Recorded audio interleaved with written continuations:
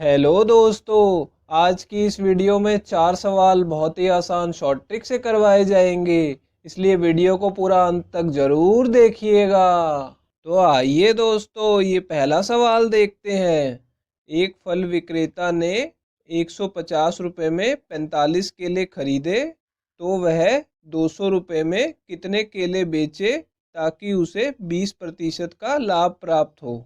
दोस्तों, इस सवाल को करने की आज मैं आपको बहुत ही आसान शॉर्ट ट्रिक बताने वाला हूँ, इसे ध्यान से देखिएगा। देखिए दोस्तों, यहाँ पर बोला जा रहा है कि उसे 20% का लाभ प्राप्त हो। सबसे पहले हम क्या करेंगे दोस्तों, क्रय मूल्य और विक्रय मूल्य का अनुपात निकाल लेंगे। ठीक है, अब देखिए 20% का उसे लाभ चाहिए। ठीक है, तो क्रय मूल्य को हमें कितना लेना पड़ेगा दोस्तों, 100%। जब भी हम क्रय मूल्य को लेते हैं प्रतिशत में तो 100% लेते हैं। तो इसे ध्यान से देखते जाइए दोस्तों, कैसे इसमें ट्रिक लगेगी। क्रय मूल्य यदि मेरा 100% है और उसे 20% का लाभ चाहिए, तो 20% का लाभ उस पर क्रय मूल्य पे होगा, तो यानी विक्रय मूल्य कितना हो जाएगा दोस्तों, 100 जमा 20 यानी 120 हो जाएगा। ठीक है दोस्तों, 120%। लेकिन यहाँ पे प्रतिशत नहीं लिखना होगा हमें, क्योंकि हम इसे अनुपात में ले रहे हैं। ठीक है दोस्तों, तो यहाँ तक हमने क्रय मूल्य और विक्रय मूल्य का अनुपात ले लिया।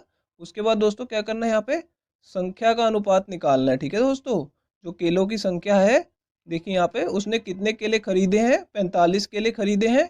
ठीक है दोस्तों, और वो हमसे जानना चाहता है कि वो 200 रुपये में कितने केले बेचे। तो इसकी संख्या हमें पता नहीं है, तो हम यहाँ पे इसे x मान लेंगे एक बार। ठीक है दोस्तों, यहाँ पे कि वो x केले बेचे, तो इसे भी हमने अनुपात में ले लिया। अब यहाँ पे दोस्तों देखिए, हमें मूल्य भी दिया हुआ है कि उसने 150 रुपये में केले खरीदे हैं और वो 200 रुपये में पूछ रहा है कितने केले बेचे हैं। तो जब भी आपको ये मूल्य दिया होगा तो आपको क्या करना है, देखिए दोस्तों उसने खरीदे कितने के हैं केले, क्रय किए हैं मतलब खरीदे हैं 150 रुपये के, और विक्रय मतलब बेचना चाहता है वो 200 रुपये में कितने केले। ठीक है, तो यहाँ पे मैंने 150 और 200 को लिख लिया है। लेकिन यहाँ पे दोस्तों ट्रिक क्या लगेगी, इन दोनों को आपको उल्टा करके लिखना है। ठीक है, 200 को इस तरफ लिखना है और 150 को इस तरफ लिखना है उल्टा करके। तो इसे मैं नीचे लिख लूँगा, 200 को मैंने क्रय के नीचे लिख दिया। ठीक है दोस्तों, और विक्रय के नीचे मैंने 150 को लिख लिया। ठीक है दोस्तों, यानी उल्टा करके मैंने लिख लिया है। यहाँ पे 150 और 200 को उल्टा करके 200 और 150 लिख लिया है। तो ये हमारा मूल्य का अनुपात आ गया। ठीक है दोस्तों, अब देखिए दोस्तों, ये तीनों अनुपात है, इन्हें सॉल्व करके हम x की वैल्यू निकाल लेंगे। ठीक है दोस्तों, देखिए यहाँ पे इन दोनों को हम 50 से काटेंगे, तो यहाँ पे 4 आ जाएगा 50 से काटने पे, और यहाँ पे 3 आ जाएगा। ठीक है, अब यहाँ पे 3 से इसे काट देंगे, और 3 से 45 को काटेंगे तो कितना आ जाएगा, यहाँ पे 15 आ जाएगा। ठीक है दोस्तों, अब इसे 15 से काट लेंगे तो 1 आएगा, इसे 15 से काटेंगे तो दोस्तों 8 आ जाएगा। ठीक है, अब देखिए दोस्तों, ये दोनों 4 से कट रहे हैं, तो इसे 4 से काटेंगे तो 1 आएगा, इसे 4 से काटेंगे तो 2 आ जाएगा। अब ये दोनों भी अनुपात में है, तो दोनों को 2 से काट देते हैं, इसे 2 से काटेंगे तो 50 आ जाएगा। ठीक है दोस्तों, अब देखिए दोस्तों, और कुछ नहीं कटने के लिए बचा, तो इन तीनों को गुणा कर लीजिए, तो यहाँ पे x आ जाएगा, और इन तीनों को गुणा करेंगे तो 50 आ जाएगा। ठीक है दोस्तों, और बीच में बराबर का साइन लगा दीजिए। तो देखिए दोस्तों, यहाँ पे x की वैल्यू सीधी 50 आ गई है, और x की वैल्यू हमने क्या माना था, संख्या को माना था। ठीक है, तो यानी कि उसे 200 रुपये में 50 केले बेचने होंगे, तो ये चौथा ऑप्शन करेक्ट है। तो आइए दोस्तों, अगले सवाल की तरफ चलते हैं। तो आइए दोस्तों, ये दूसरा सवाल देखते हैं। एक दुकानदार ने 120 रुपये में 48 पेन खरीदे, तो वह 75 रुपये में कितने पेन बेचे ताकि उसे 25% का लाभ प्राप्त हो। तो देखिए दोस्तों, इस सवाल में क्या पूछा गया है कि वह 75 रुपये में कितने पेन बेचे ताकि उसे 25% का लाभ प्राप्त हो। अब वो 25% का लाभ प्राप्त करना चाहता है दोस्तों, तो पहले हम क्रय मूल्य और विक्रय मूल्य का अनुपात ले लेंगे। ठीक है, तो क्रय मूल्य मैंने आपको बताया था 100% होता है दोस्तों, जब भी प्रतिशत में लेते हैं। ठीक है, अब इस 100% पे उसे 25% का लाभ भी चाहिए। ठीक है दोस्तों, तो यानी 100 में 25 जमा कर देंगे तो विक्रय मूल्य कितना हो जाएगा दोस्तों, 125%, यानी हम 125 लिख देंगे और इन्हें अनुपात में ले लेंगे। ठीक है दोस्तों, तो यहाँ तक हमने कर लिया।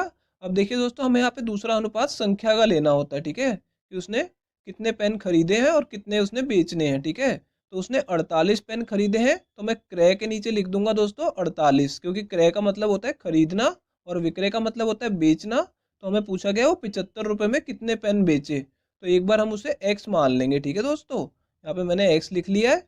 ठीक है, अब देखिए दोस्तों, तीसरा अनुपात मूल्य का लेना है। ठीक है, कि उसने कितने रुपए के खरीदे और कितने रुपए में वह बेचना चाहता है। तो इसे मैं ऊपर लिख लूंगा कि उसने 120 रुपये खर्च किए खरीदने पे, और बेचने का कितना दिया हुआ दोस्तों, 75 रुपये। ठीक है, तो विक्रय के ऊपर मैं 75 लिख लूंगा। ठीक है दोस्तों। अब ये तीसरे वाले मूल्य वाले में क्या करना होता है दोस्तों, जैसे मैंने आपको पिछले सवाल में बताया था, इसे उल्टा करके लिखना होता है।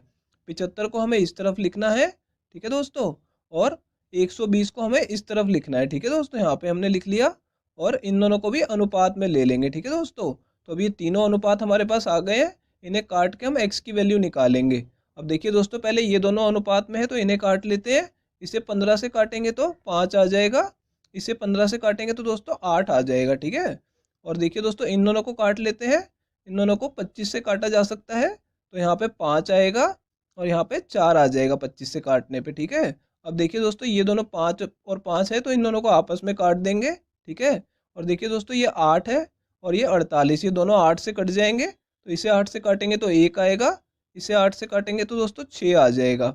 अब यहाँ पे और कुछ नहीं बचा कटने के लिए, तो तीनों को गुणा करेंगे तो कितना आ जाएगा दोस्तों, x आ जाएगा, और इन तीनों को गुणा करेंगे तो यहाँ पे 24 आ जाएगा। ठीक है दोस्तों। तो यानी x की वैल्यू कितनी आ गई है, 24, और x हमने किसको माना था, पेनों की संख्या को, यानी वो 75 रुपये में कितने पेन बेचे, तो 75 रुपये में उसे 24 पेन बेचने होंगे। तो ये तीसरा ऑप्शन करेक्ट होगा दोस्तों।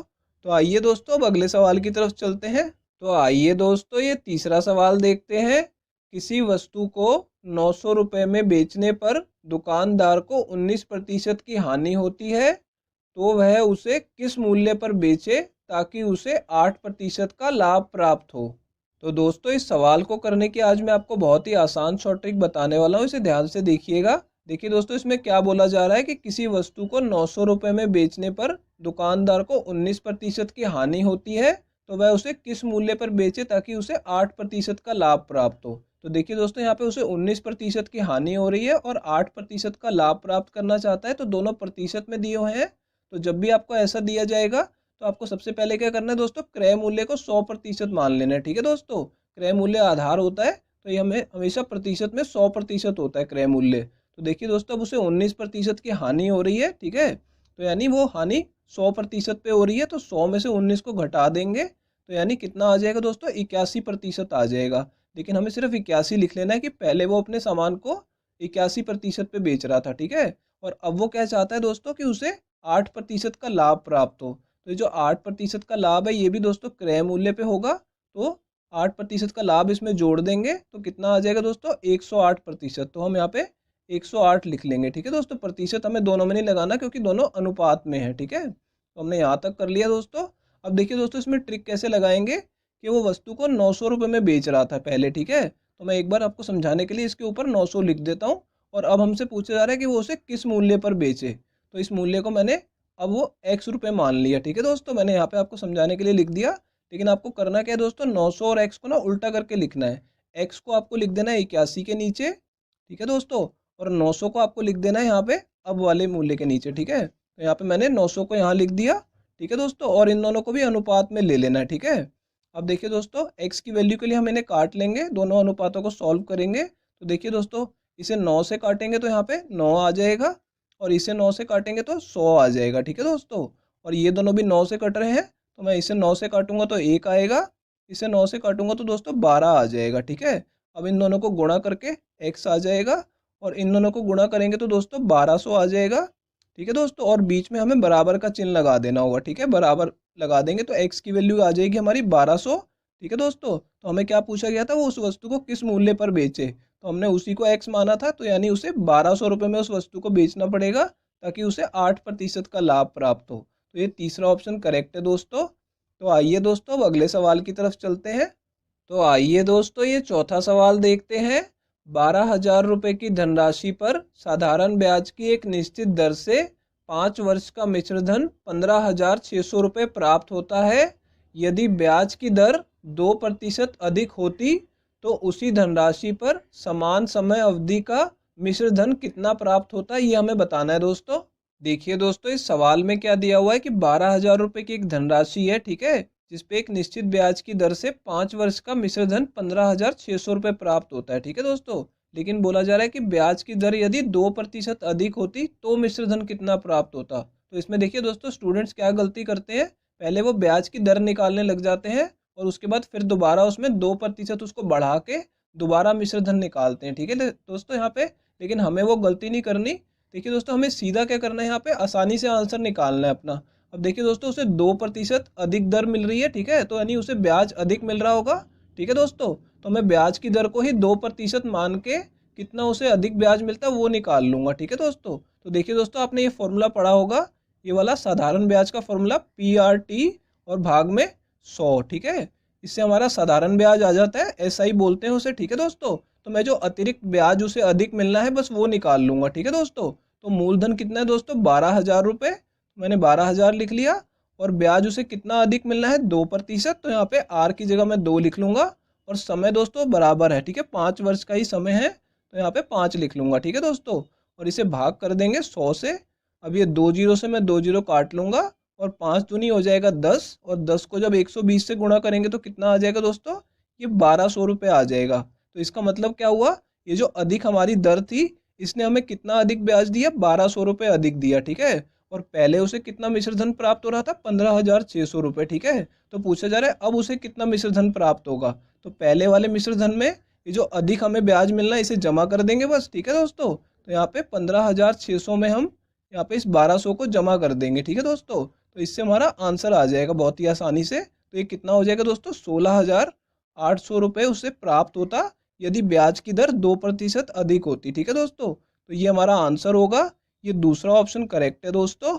तो दोस्तों, अगर ये वीडियो आपको पसंद आई है तो इसे लाइक कर दीजिए। और दोस्तों, अगर आप लोग चैनल पे नए हैं तो चैनल को सब्सक्राइब कर लीजिए।